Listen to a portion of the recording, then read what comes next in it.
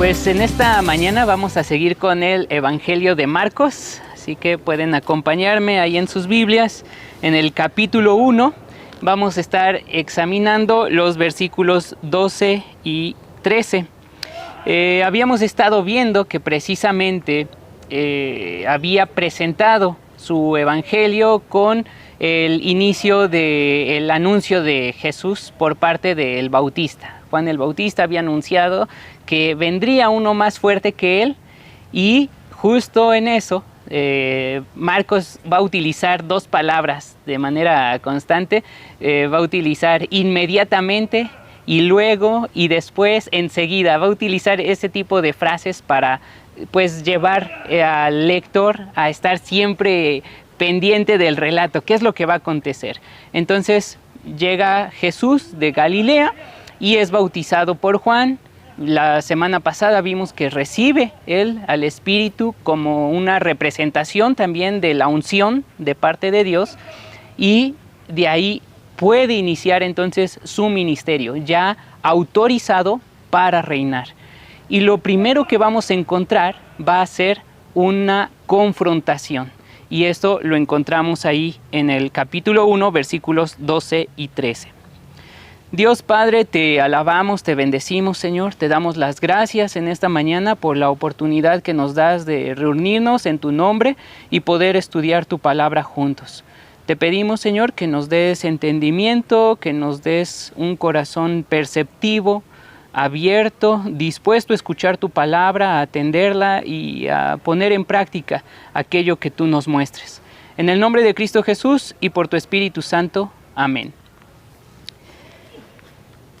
Y enseguida el Espíritu lo impulsó hacia el desierto. Así inicia este versículo 12.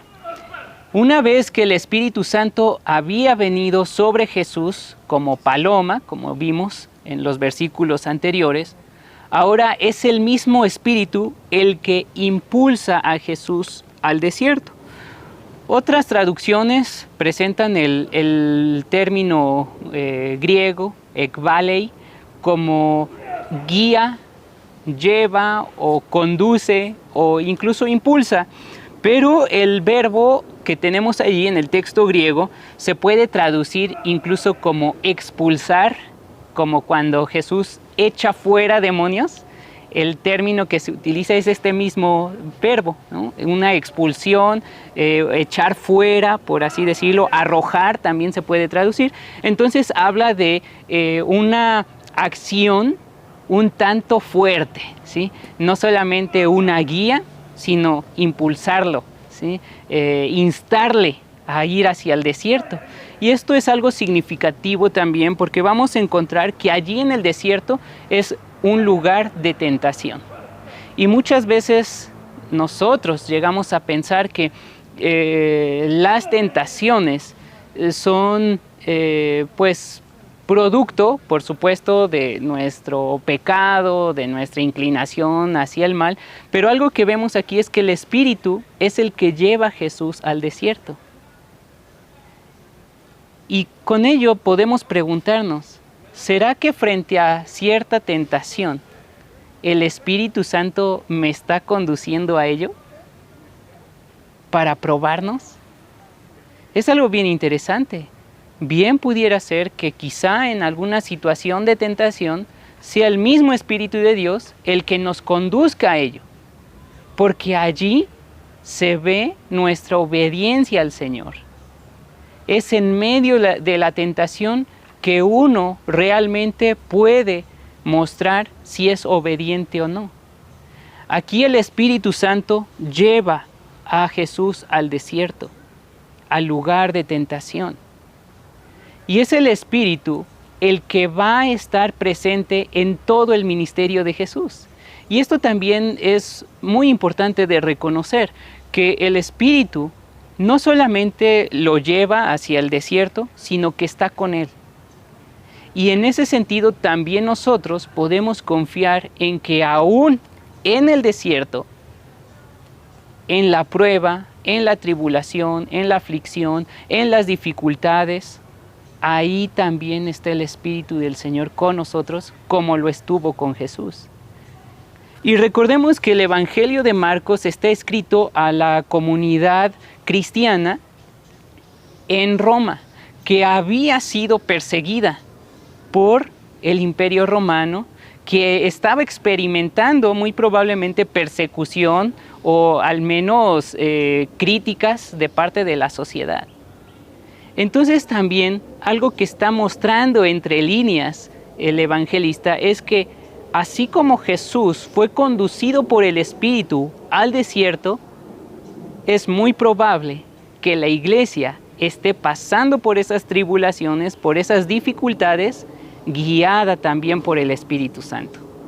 Y en medio de todo ello, el Espíritu del Señor está con ellos, está con nosotros en medio de la adversidad. La misión de Jesús inicia en el desierto, enfrentando allí la tentación satánica. El versículo 13 dice que estaba en el desierto por 40 días siendo tentado por el adversario, o por el diablo, o por Satanás, como se traduce en algunas Biblias. Aquí, a diferencia de los otros evangelios, nos va a indicar que la tentación de Jesús no es al final de esos 40 días, no es después de haber ayunado, no es pasando por hambre, sino es durante todos esos 40 días. Marcos no nos presenta en qué consiste la tentación que experimentó Jesús, pero sí nos dice que a lo largo de ese tiempo estuvo siendo tentado por Satanás. Y nos habla de 40 días, y esto también ya en la mente de los creyentes hace alusión a otros números 40 que en el Antiguo Testamento son citados. 40 años pasó el pueblo judío en el desierto. 40 desierto. Moisés también estuvo 40 días en medio del monte esperando la voz, esperando la palabra de Dios. 40 días también el profeta Elías estuvo en el desierto, siendo cuidado por el Señor. Entonces, esos 40 días hacen alusión nuevamente o conectan con el desierto y la experiencia en particular del Éxodo. 40 años estuvo el pueblo en el desierto. 40 días estuvo Jesús en el desierto. En el desierto el pueblo judío de igual manera fue tentado y sucumbió ante la tentación de idolatría al presentar o al representar la persona de Dios en un becerro y adorarle. Fueron desobedientes, querían regresar a esclavitud, no pasaron la prueba. En cambio, Jesús a lo largo de esos 40 días es de igual manera tentado, pero triunfa sobre la tentación. Y se nos presenta aquí en el Evangelio de Marcos por primera vez la figura de Satanás. El concepto de Satanás podríamos considerarlo como la representación personalizada del mal. En la mentalidad judía, desde Job, se tenía una idea del adversario, que es lo que significa Satanás, aquel que se opone a los designios de Dios. Satanás, como adversario suyo, busca destruir al ser humano, busca causarle mal, causarle aflicciones, de manera que no pueda tener una comunión con el Señor. Y aquí el evangelista lo presenta como el tentador, aquel que ejerce ese poder buscando tentar a Jesús. Y este adversario continuará su práctica, su obra a lo largo de todo el Evangelio de Marcos. En los otros evangelios se presenta la acción satánica en el desierto, ahí en los 40 días que Jesús estuvo en el desierto, pero dice que una vez que venció, le dejó. una vez que Jesús triunfó sobre la tentación, dice que el diablo le dejó. Dice hasta posteriormente. Pero aquí lo que está presentando es que ese tentador, ese Satanás, ese adversario, va a continuar a lo largo de todo el Evangelio. Y lo vamos a ver en ciertos encuentros que tiene Jesús con las personas, con los poderes religiosos, entre los mismos discípulos, con aquellos que están siendo oprimidos por demonios y por supuesto también en la cruz. Pero a lo largo de todo el Evangelio, esta figura de Satanás va a estar operando. Y aquí, en un momento inicial de su ministerio, Jesús se enfrenta contra el adversario. Y dice que estaba ahí con las fieras y animales salvajes. Y esto también es interesante porque nos presenta, por un lado, podemos considerarlo como el ambiente natural de estas fieras, pues el desierto. Se sabe que allí en el desierto de Israel se podrían encontrar, por ejemplo, lobos, hienas, chacales, serpientes, entre otros.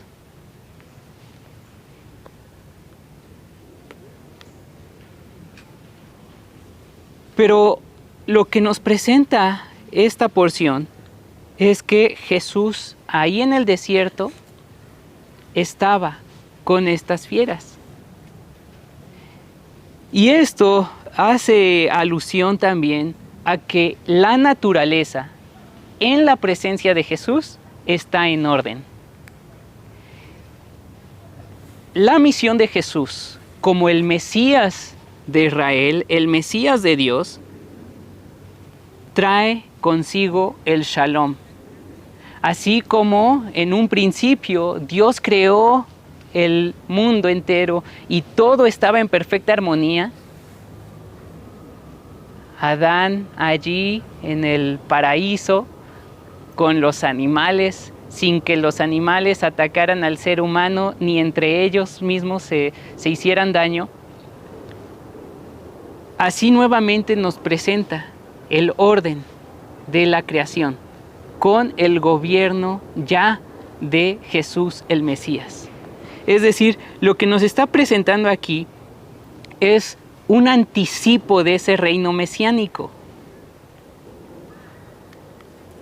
Este reino mesiánico ya estaba iniciándose con la presencia de Jesús el Mesías. Y es que en los profetas encontramos nuevamente esas escenas que se conoce como esa imaginación profética, esas escenas del reinado del Mesías.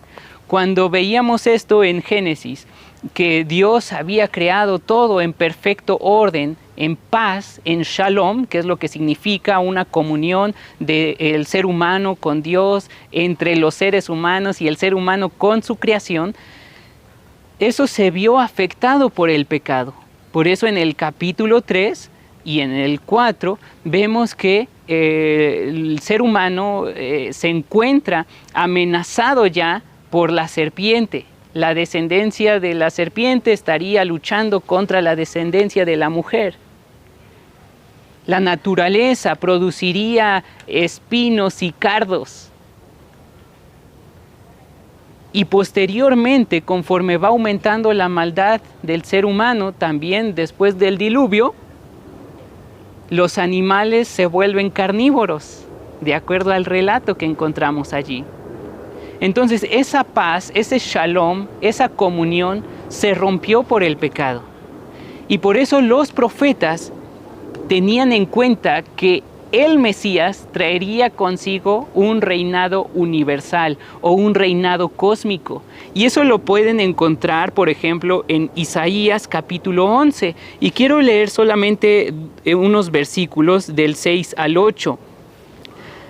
En esa escena que ve Isaías, Observa, morará el lobo con el cordero, y el leopardo con el cabrito se acostará, el becerro y el león y la bestia doméstica andarán juntos, y un niño los pastoreará. La vaca y la osa pasarán, sus crías se echarán, y el niño de pecho jugará sobre la cueva del áspid, y el recién destetado extenderá su mano sobre la caverna de la víbora. ¿Por qué? Porque la comunión entre el ser humano y la creación, toda la naturaleza, incluyendo aquí las fieras que son enlistadas, lobo, león, oso, víbora, están en perfecta armonía, en perfecta comunión nuevamente, al grado de que en esa perspectiva, en esa visión, un niño pequeñito, un recién nacido, está jugando con la víbora, con la cobra. Hay otra traducción que puede traducir ese término. Y eso era hecho posible por la presencia y el reinado del Mesías. Entonces, esta mención que solamente aparece aquí en el Evangelio de Marcos, de que Jesús ahí en el desierto estaba con las fieras, es un vistazo ya a su gobierno universal, a su reinado, a ese reino mesiánico que traería ese shalom, esa paz para toda la creación. De igual manera puede evocar lo que encontramos en Oseas 2:18, donde también se habla de que en el desierto el Señor haría un pacto con las fieras de manera que no atacara a su pueblo. Entonces Jesús aquí está presentando que aún también en esa circunstancia Él está en completo control. Y lo que el evangelista entonces quiere comunicar también a sus oyentes, a sus destinatarios cristianos perseguidos ahí en Roma, es que aún en ese desierto, aún en esa adversidad, aún con esas fieras persiguiéndoles, los romanos, el Señor está en absoluto control. Estos versículos son de aliento para los creyentes perseguidos. Pero de igual manera para nosotros, en nuestras adversidades, enfrentando las tentaciones, enfrentando los problemas de nuestro entorno, podemos tener confianza en que Jesús reina y que Él está en absoluto control de todo. Y finalmente el versículo 13 termina con: y los ángeles le servían. Los ángeles le servían. Con esto se puede ver tres fuerzas presentes allí en el desierto. La fuerza maligna, representada o personalizada en Satanás. La fuerza de la naturaleza, que es hostil. Y las fuerzas divinas, que está ahí manifestado en los ángeles, estos seres celestiales.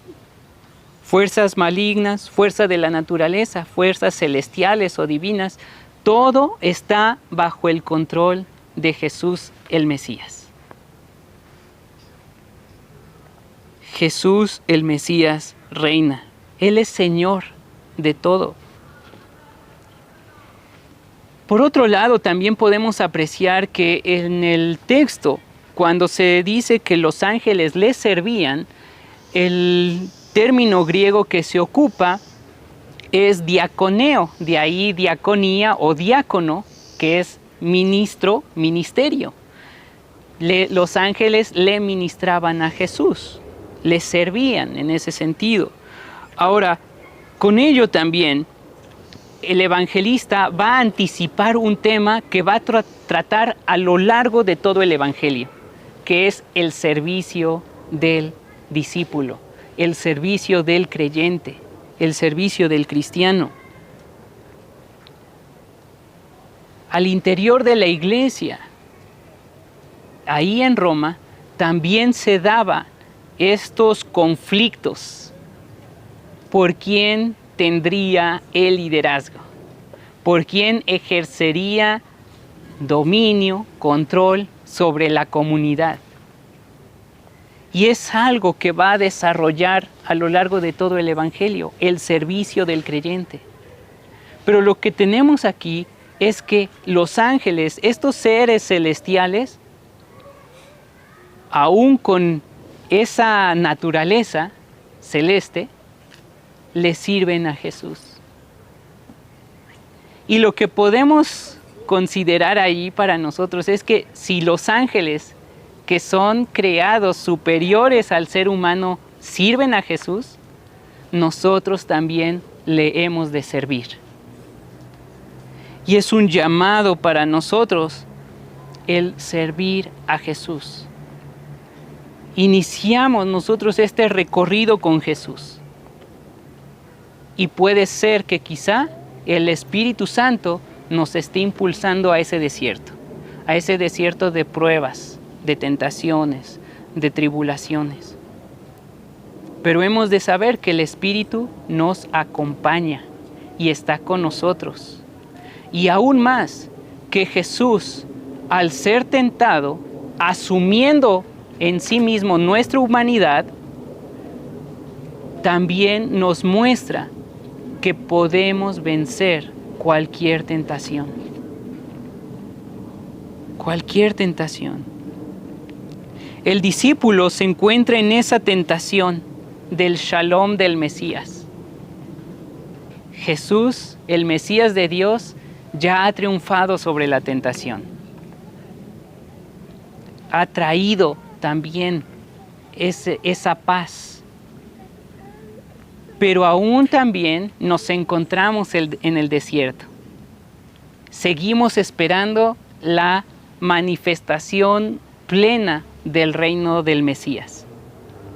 Entonces nos encontramos en esa tensión entre el Shalom que Él ha traído a nuestras vidas, que ya ha iniciado, pero también seguimos encontrándonos en el desierto de las pruebas, de las dificultades, de la tentación.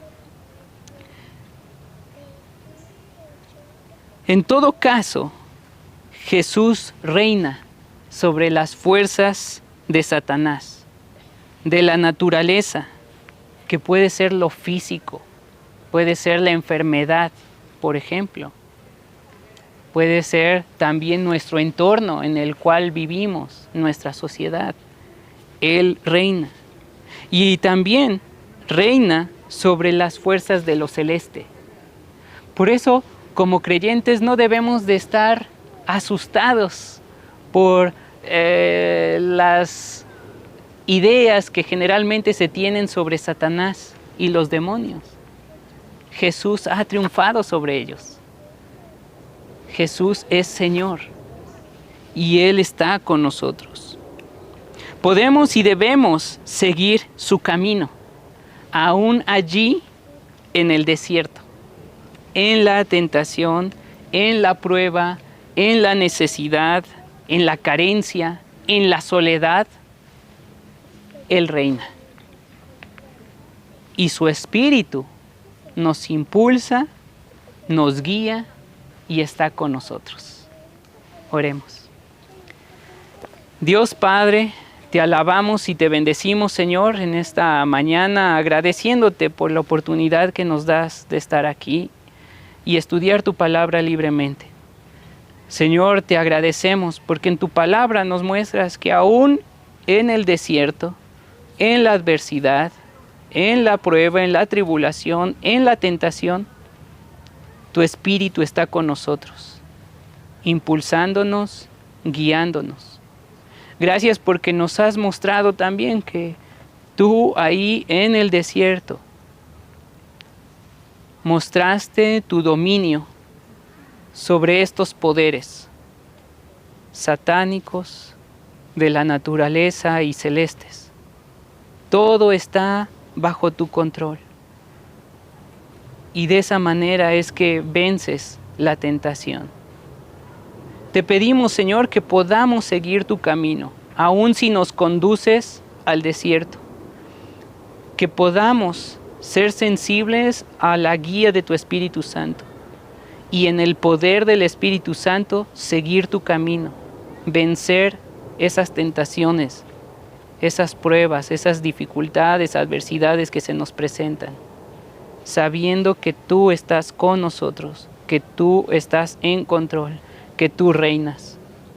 Y ayúdanos también a servirte, como aquellos ángeles ahí en el desierto te servían, que nosotros también podamos honrarte, servirte en todo lo que hagamos, en nuestra escuela, en nuestro trabajo, en nuestro hogar, en cada cuestión que hagamos aquí en la iglesia, que podamos servirte. En el nombre de Cristo Jesús y por tu Espíritu Santo. Amén.